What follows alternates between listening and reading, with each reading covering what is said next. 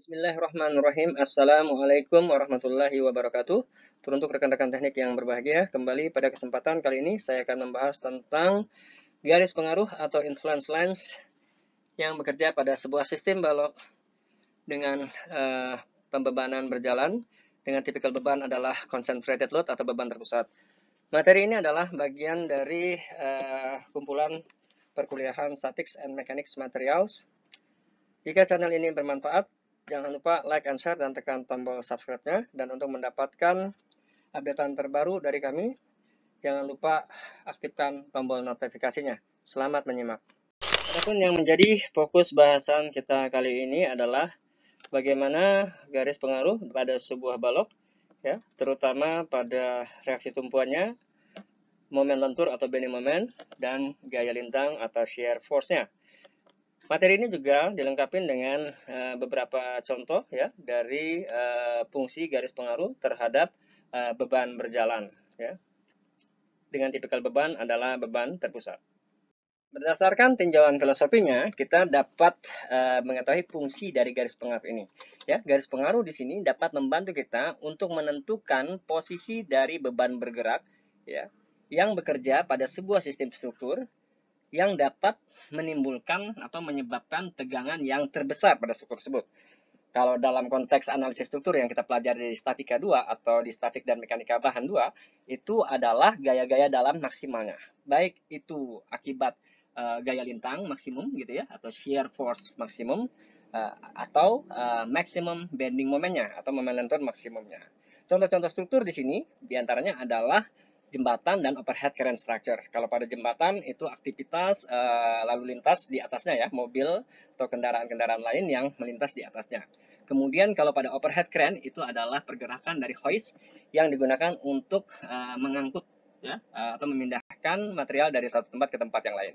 Katakanlah sebuah struktur balok sederhana yang diberi beban bergerak ya, yaitu P1 dan P2 berturut-turut 10 kN dan 20 kN, di mana jarak antara keduanya adalah Z yang ditentukan 2 meter dan ada titik tinjauan ya sejauh X dari join A yaitu sama dengan 1 meter. Nah, bagaimana cara menentukan reaksi tumpuan ya, baik vertikal, baik itu di join A maupun di join B? Yang pertama adalah untuk di join vertikal A, itu beban P1 dikalikan dengan garis pengaruhnya, atau Y1 ya, akibat beban P1 tadi, kemudian ditambahkan dengan P2 dikali Y2. Catatannya adalah bahwa reaksi tumpuan vertikal maksimum itu adalah di join A. Jadi satu satuan, dalam hal ini kita menggunakan kilonewton, berarti 1 kilonewton maksimum itu ada di join A. Dengan demikian, maka di join B akan 0 ya, jadi gaya maksimumnya akan bergerak karena filosofi dasar dari garis pengaruh ini adalah untuk beban bergerak ketika dia berpindah posisi, dan posisi maksimumnya adalah ketika semua beban itu bekerja di tumpuan yang kita tinjau, misalkan di A atau di arah B, maka akan muncul satu satuan di sana. Kalau di B, maka akan muncul satu satuan di sana. Dan otomatis kita akan punya geometrik segitiga ya, baik itu yang dibentuk oleh reaksi tumpuan vertikal di A maupun reaksi tumpuan vertikal di B. Nah, pertanyaannya adalah bagaimana cara menentukan Y1, Y2, Y3, dan Y4 itu. Nah, Y1, Y2, Y3, Y4 itu ditentukan dengan cara menggunakan prinsip segitiga sebangun. Sebagai contoh, untuk reaksi tumpuan vertikal di A, kita akan menghitung garis pengaruh Y1 dan Y2. Y1 ya, karena kita lihat garis pengaruh Y1 ya, tentu saja dia punya ukuran lebih rendah ya, atau lebih pendek dari reaksi tumpuan vertikal A yang 1 kN itu. Nah, artinya titik tinjauannya tadi adalah sejauh 1 meter ya. Karena X-nya sampai 1 meter, bentang yang tadi adalah 6 meter, berarti 6 kurang 1, 5 meter. Artinya segitiga Y1 tadi ya, sampai ke titik B, Y1 itu punya panjang bentang 5 meter. Saya bisa menuliskan dengan prinsip segitiga sebangun, yaitu Y1 per 5 dan beban satu satuan 1 kN per 6 meter panjang bentang. Sehingga Y1 akan otomatis bisa diketemukan, karena ini adalah sekali lagi prinsip segitiga sebangun ya. Begitu juga untuk Y2 ya, Y2. Nah, kita ketahui bahwa jarak dari ke Y1 itu sudah 1 meter. Sedangkan jarak antara kedua beban Z tadi adalah 2 meter. Sehingga untuk sampai ke garis pengaruh kedua, dari titik A kita sudah punya 3 meter. Nah, artinya apa? Kita, meskipun ini gambarnya tidak skalatis ya, maka titik atau garis pengaruh P2 ini tadi, atau Y2, itu mempunyai panjang atau alas segitiga adalah 6 meter kurang 3 meter. Ya, sehingga kita bisa nyusun persamaan ininya, segitiga sebangun, Y2/3 sama dengan 1/6, maka Y2-nya adalah sama dengan setengah. Kemudian, dengan mudah kita akan dapat menentukan reaksi vertikal di A, baik pun reaksi tumpuan vertikal di B, dengan cara mengalihkan beban yang bekerja, ya, masing-masing beban dalam contoh ini adalah P1 dan P2, dengan masing-masing nilai garis pengaruhnya, yaitu Y1, Y2 untuk reaksi vertikal di A, dan Y3, Y4 untuk reaksi vertikal di B. Selanjutnya kita akan membahas bagaimana cara membuat atau melukis garis pengaruh dalam kaitannya dengan bending moment atau momen lentur dan gaya lintang, ya. Tampilan yang teman-teman lihat sekarang ini adalah untuk garis pengaruh untuk bending moment atau momen lentur. Langkah pertama adalah buat garis hayal, ya, garis hayal yang plus-plus itu dari titik C, ya. Titik C adalah titik yang kita anggap memberikan suatu beban bergerak yang maksimum, ya. Gaya dalam maksimum maka dasarnya di titik C, gitu ya. Nah, jadi buat garis hayal busur, ya, berarti melengkung pakai jangka atau kompas, gitu ya, dari C ke A aksen. Jadi kita buat, ya. Artinya dengan pusat busurnya adalah A, ya. AC dan A aksen itu adalah jari-jarinya, ya. Dengan kata lain, AC sama dengan A aksen. Kemudian langkah kedua, buat garis A aksen B, ya, dengan menghubungkan, ya. Jadi garis hayal juga dihubungkan sehingga terbentuklah titik C aksen, ya. Sehingga terbentuk titik C aksen. Nah, kemudian dari tarik garis dari A aksen ke C aksen. Oke, jadi dari A ke B garis hayal, kemudian dari A aksen ke C aksen sehingga terbentuklah segitiga A B C aksen. Oke, A B C aksen yang tidak lain tidak bukan segitiga A B C aksen adalah garis pengaruh momen C. Ya, garis pengaruh momen C. Berikutnya kita akan menghitung bending moment atau momen lentur di titik C dengan menggunakan garis pengaruh. Pada kasus ini kita akan membedakan pada dua posisi kedudukan beban, ya, atau yang kita sebut sebagai stage 1 dan stage 2. Stage 1 pada kondisi kedudukan beban P1 20 kN terletak pada titik C dan itu adalah garis pengaruh din Y. Di awal kita sudah membahas tentang cara membuat bidang medan garis pengaruh untuk bending moment, ya. Nah, selanjutnya beban yang kedua atau beban 30 kN akan membentuk garis pengaruh Y1. Nah, kemudian untuk menghitung berapa besarnya Y, maka kita akan bisa menggunakan rumus di mana panjang A aksen, ya, A aksen dikali dengan panjang bentang dikurang dengan jarak ke C, yaitu 4 meter, dibagi dengan panjang bentang, ya. Selanjutnya kita peroleh 2,4 meter. Nah, kemudian untuk Y1-nya kita menggunakan prinsip segitiga sebangun. Di sana kita dapatkan Y1 per Y, gitu ya. Di mana Y-nya tadi udah didapat 2,4 meter, maka Y1 otomatis akan didapatkan 1,6 meter.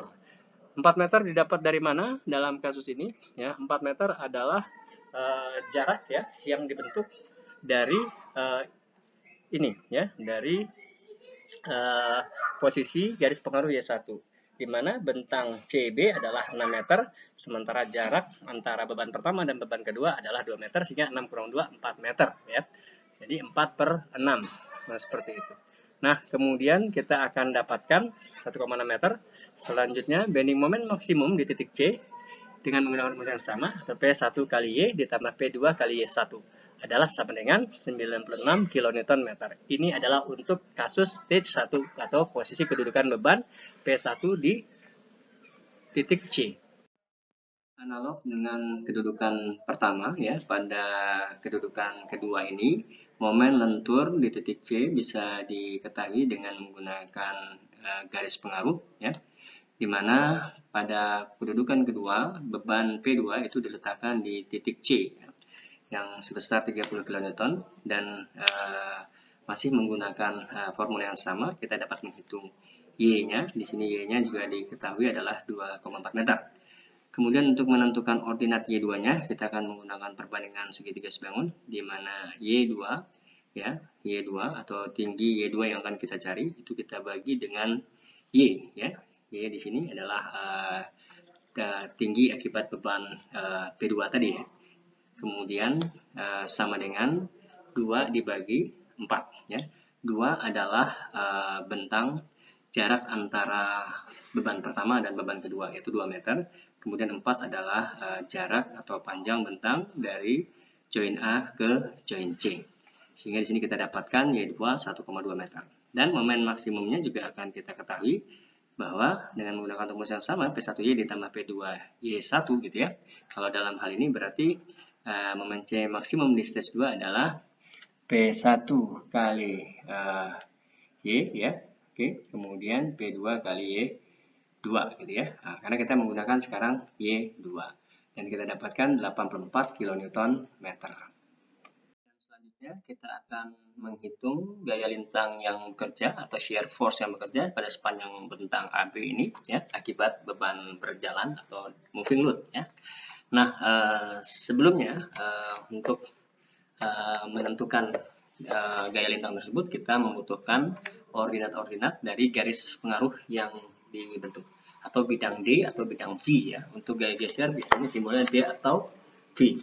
Tahapan pertama adalah tarik garis satu satuan beban ya, bisa jadi dan bisa sepanjang skala yang digunakan, bisa meter, 1 meter. Pada bagian ya di sini pada bagian atas garis netral ya, di bawah titik A. Jadi ada titik A tuh dari garis, jadi seperti garis saya lah. Ya. Kemudian hubungan titik tersebut ke titik B. Oke, ya. Kemudian letakkan beban di atas garis pengaruh tersebut sesuai dengan kedudukan momen maksimum pada stage yang pertama atau beban P1-nya di titik C. Kemudian buat garis ordinat di bawah beban P1 dan P2 tadi, ya seperti biasa, ya kan? Karena beban bergeraknya di situ, ya. Jadi kalau untuk stage 1 kan berarti P1-nya ada di titik C, P2-nya nanti akan menjadi suatu ordinat. Nah, selanjutnya lakukan hal yang sama dengan membuat garis 1 ton juga atau 1 meter di bawah titik B. Nah, ini tapi di bawah titik B, tapi di bawah apa namanya? Di bawah sumbu netralnya ya. Hubungkan titik tersebut titik A, peletakan beban yang sama pada keadaan di atas. Sehingga nanti selanjutnya juga akan dibuat garis koordinat di bawah beban P, P1 dan P2. Dan kita akan dapatkan yang namanya nanti Y5 dan Y6 untuk ordinatnya. Nah, setelah kita dapatkan bidang D ini, ya, maka selanjutnya kita akan menghitung besaran-besaran dari nilai ordinat-ordinat ini. Nah, untuk Y5 atau sama dengan AB itu sendiri, itu tidak lain tidak bukan adalah C dibagi L. C itu adalah AC, jadi 4 meter, ini adalah 10 gitu ya. Oh, jadi perbandingan 4 per 10 gitu. Dan kita dapatkan Y5 adalah 2/5. Sementara BC yang di atasnya itu karena nilai ini kan mesti satu tuh, sama satu satuan 1 kilonewton. Dalam hal ini saya menggunakan unit loadnya adalah kilonewton. Maka BC sama dengan Y3 yang otomatis sama dengan Y3 itu adalah L min C dibagi L 6/10 atau 3/5. Nah, selanjutnya jadi kita udah dapat Y5 dan Y3. Nah, untuk menghitung Y4 tuh kita akan menggunakan bantuan Y3. Ya, artinya Y4 dibagi Y3 ya, atau sama dengan 4 dibagi 6. 4 adalah bentangnya ya, dimana Y4 ya terletak di sini itu kan adalah 6 meter dikurang jarak antara beban. 6 kurang 2 kan berarti sama dengan 4. 4 dibagi 6 ya, dari bentang B ke C untuk yang ordinat Y4. Sorry. Kemudian kita dapatkan 2/5. Selanjutnya kita ingin mencari Y6 ya. Y6. Oke. Nah, Y6 itu perbandingan antara Y6 dan Y5 ya. Tentu saja kalau kita lihat segitiganya ini, maka nilai Y6 otomatis harusnya lebih besar dari Y5. Oke. Kita dapatkan Y6 banding Y5. Kita punya ini 6 meter itu didapat dari 4 ditambah ya AC 4 meter ditambah dengan jarak antar beban 2 meter jadi 6. Kemudian dibagi bentangnya, nah untuk segitiganya bagi 4. Karena Y5 itu kan ada di bentang 4 meter. Sekali lagi prinsip segitiga sebangun. Nah, kita dapatkan sudah ordinat-ordinat itu, kemudian kita tinggal masukkan shear force-nya. Nah, kalau pada gaya lintang tentu saja akan ada maksimum dan minimum, ya. Masing-masing berturut-turut kita akan coba. Kalau kita menggunakan P1 ya, V1 Y3 ya, plus P2 Y4 berarti itu nanti yang daerah maksimum, ya. Kemudian untuk daerah minusnya atau daerah negatifnya itu adalah P1 Y5 dan P2 Y6. Angkanya mungkin boleh jadi lebih besar, tetapi ini karena beban di P2 itu lebih besar dari beban P1. Nah, untuk memudahkan lagi atau memantapkan pemahaman kita tentang fungsi dari garis pengaruh ya dalam menentukan baik itu reaksi tumpuan ya ataupun bending moment atau momen lentur yang bekerja ketika akibat dari berpindah posisinya beban berjalan tadi atau moving load, kemudian juga sekaligus menentukan gaya lintang yang bekerja ya dengan menggunakan ordinat-ordinat yang terdapat pada garis pengaruh ya. Jadi disesuaikan untuk reaksi tumpuan sendiri, untuk bidang momen lentur sendiri, dan untuk bidang gaya lintang atau gaya geser itu sendiri. Nah, di sini kita dapatkan suatu konstruksi struktur yang overstack ya, atau batang menerus gitu ya, jadi struktur balok menerus. Di sini tetap punya dua bentang, tetapi memiliki dua support dan ini masih deterministic static structure atau statis tertentu ya. Artinya bisa diselesaikan dengan cukup 3 persamaan. Mengenai tinjauan-tinjauan masing-masing itu ada titik X1 gitu ya dari C, dari bentang BC ya. Nah, kemudian ada beban 20 kN, ada single concentrated load ya, ada beban tunggal di situ. Kemudian ada X2 dari B ke A ya, B ke D maksud saya. Nah, itu ada sebesar tinjauan X2, masing-masing nanti X1 X2 juga akan ditentukan. Dan yang terakhir adalah AD di mana X sama dengan 3 meter. Ini variabel ya, X1 X2-nya ada variabel. Pertama kita akan mencari influence line on reaksi tumpuan, baik di tumpuan di A ya atau tumpuan di B. Sama seperti cara yang kemarin ya. Dan di sini kita lihat ya bagaimana reaksi tumpuannya. Ya, kalau di sini maksimum maka nanti akan seperti ini. Ya, begitu juga nanti kalau ini dan yang minimum adalah di join B. Ya, kalau di A berarti kan yang maksimum di tumpuan A, gaya lintangnya, dan begitu juga kalau yang B yang maksimum adalah di tumpuan B dan C ya, gitu ya. Nah, sama prinsip kita akan mencari ordinatnya ini masing-masing. Di sini kita menggunakan X1. Untuk X1-nya sama dengan 0, ya. Karena kan X1 tidak diketahui, maka beban P akan ada di C. Benar kan? Jadi beban P-nya akan geser ke C kalau X1 sama dengan 0. Sehingga kita akan dapatkan RAV-nya sama dengan P kali L2 per L1. Ya, P kali L2 per L1. Ya, dan tentu saja minus gitu ya, atau negatif. Nah, di sini kita dapatkan minus 5 kilonewton gitu ya untuk RAV. Kemudian dengan catatan itu adalah X1 sama dengan 0. Kalau X1 sepanjang L2, L2 adalah 2 meter ya, maka beban akan otomatis akan berada di titik B. Ya, ketika beban di atas titik B, maka bentuk strukturnya RAV P L2 min ya L2 min L2 dibagi L1 ya kan. Oke, P L2 min L2 dibagi L1 itu sama dengan 0 ya, karena 2 kurang 2 kan 0 ya, 2 meter ya, karena tinjauan statis momennya. Jadi RAP-nya dihitung sama dengan 0. Oke, kalau dia bebannya ada di sini. Kemudian untuk bentang AB ya, di sini kita melihat bahwa posisi beban nanti akan bekerja di sepanjang bentang AB ya. Artinya kalau kita melibatkan S2 di sini, maka sigma momen B sama dengan 0. Itu sama artinya dengan RAV, reaksi tumpuan vertikal di A, dikalikan panjang AB tadi, ya, yaitu 8 meter, kemudian dikurang P kali X2. X2 memang sengaja tidak diketahui. Ya. Nah, kita dapatkan formulanya, artinya reaksi tumpuan di A adalah P kali X2 dibagi L1. Ya. Nah, kemudian kita akan masukkan, kalau seandainya X2 itu adalah terletak lebih kecil dari L1, atau dengan kata lain dia di atas X gitu ya, di mana X sudah ditentukan, A ke D ini adalah 3 meter, maka X2 adalah 5 meter. Artinya beban itu bekerja di D. Ya, artinya beban bekerja di D. Maka kita substitusikan ke rumus sebelumnya tadi, dan akan didapatkan di situ gaya lintang vertikalnya ya, kalau posisi beban di sana adalah 12,5 kilonewton.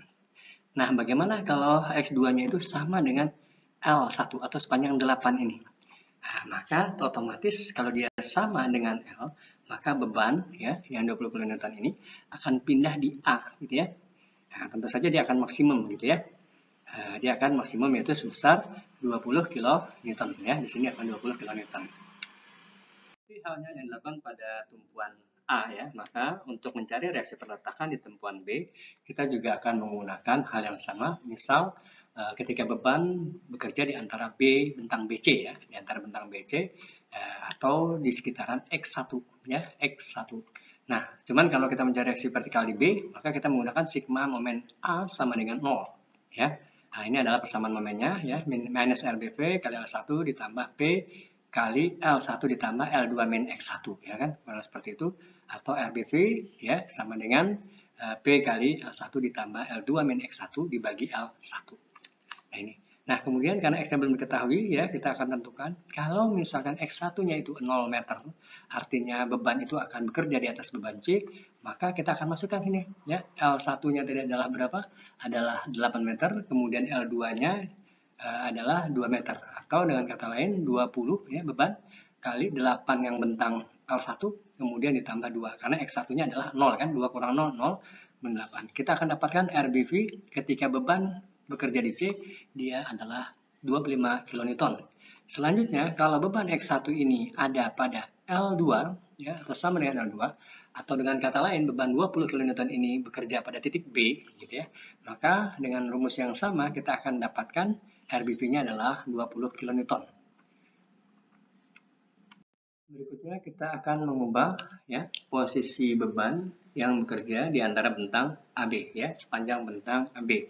Artinya di sini kita tetap menghitung garis pengaruh yang bekerja pada tumpuan B atau reaksi B vertikal, tetapi dengan posisi beban yang bekerja atau berjalan di sepanjang bentang AB. Dan tentu saja persamaan momennya juga akan berubah, RBV-nya juga akan menggunakan formula yang berbeda disesuaikan dengan kondisi posisi bebannya. Nah, yang pertama kita akan masukkan ya, apabila X2-nya itu sama dengan 0, maka beban pasti akan bekerja di titik B. Dan kita akan masukkan ya di sini kita akan dapatkan nilai RBV-nya 7,5 kilonewton. Nah, bagaimana dengan kalau X2-nya bekerja di L1 gitu ya, atau di 8, atau dia bebannya bekerja di titik A? Tentu saja dia akan masuk menjadi 0,0 kilonewton ya. Karena L1 dikurang L1 adalah sama dengan 0 ya. 8 kurang 8 sama dengan 0. Berikutnya kita akan menghitung atau menganalisis garis pengaruh yang bekerja pada momen D gitu ya. Jadi kita ambil sengaja di sini kita pilih momen D sebagai momen yang paling maksimum gitu. Dan kita bisa membuat sama seperti dengan cara sebelumnya ya, kita tarik busur ya pada titik D ya, pada titik D ya. Kemudian dengan pusat jari-jarinya tetap di A tadi, maka kita akan dapatkan Y yang pertama gitu ya. Kemudian Y1-nya juga akan bekerja di upper stack ya. Tentu saja kalau upper stack kan akan ada momen di sini ya. Akan ada momen di sini yaitu dari RBV kali C ini ya, yang nilainya nanti minus atau negatif. Kemudian kita akan dapatkan Y dengan tentu saja ya segitiga, prinsip segitiga sebangun ya. Di sini saya dapatkan 1,875 untuk kasus bentang seperti ini. Kemudian Y1-nya juga kita hitung ya. Kita dapatkan 1,067 meter ya. Nah, kemudian untuk momennya tetap menggunakan P kali Y ya. P kali Y untuk momen ini ya. Momen maksimumnya kita menggunakan P kali Y, kita dapatkan 37,5 kilonewton meter. Dan untuk momen negatif atau momen minusnya itu kita kalikan dengan Y1 ya, sehingga kita dapatkan 32,01 kilonewton meter negatif ya. Begitu juga halnya untuk gaya lintang ya, atau garis pengaruh pada bidang D-nya ya. Di sini kita tinjau dengan momen maksimum tadi yang sama di MD, dan begitu juga untuk gaya lintangnya kita akan tinjau di MD pula gitu ya. Sehingga kita bisa melihat tentu saja prosedur pembuatan gaya lintangnya juga bisa dilihat pada pembahasan sebelumnya. Kemudian kita akan menentukan mana ordinat-ordinatnya ya. Kalau pada kasus ini kita akan punya Y2, Y3, dan Y4. penamaan ini, Y2, Y3, Y4 adalah supaya tidak bingung dengan Y yang kita gunakan baik untuk reaksi tumpuan, garis pengaruh reaksi tumpuan, atau garis pengaruh momen, ya, dan gaya lintang itu sendiri. Nah, dengan menggunakan prinsip segitiga sebangun, kita sudah dapatkan masing-masing koordinatnya. Dan untuk mencari gaya lintang maksimum di potongan D tadi, ya, di join D, kita akan dapatkan D maksimum untuk P kali 2, karena bebannya cuma 1, P kali Y3, itu yang positif. Sedangkan gaya lintang yang minus atau negatif, itu adalah kita menggunakan Y4. Untuk bacaan lebih lanjut, teman-teman bisa mengakses ke beberapa referensi berikut ini, ya. Baik itu mencakup tentang statics, structure, ataupun structural analysis itu sendiri, bahkan sampai ke referensi mechanics of materials, ya, atau yang kita kenal dengan mekanika bahan. Demikian yang bisa saya sampaikan pada kesempatan kali ini terkait dengan penggunaan garis pengaruh, ya, baik untuk menganalisis reaksi tumpuan ataupun dalam mengevaluasi bending moment, momen lentur, dan gaya geser. Jika channel ini bermanfaat, jangan lupa like and share dan tekan tombol subscribe-nya. Dan untuk mendapatkan updatean terbaru dari video-video pembelajaran seperti ini, teman-teman bisa mengaktifkan juga tombol notifikasinya. Tetap semangat, tetap sehat, dan tetap berbakti kepada orang tua.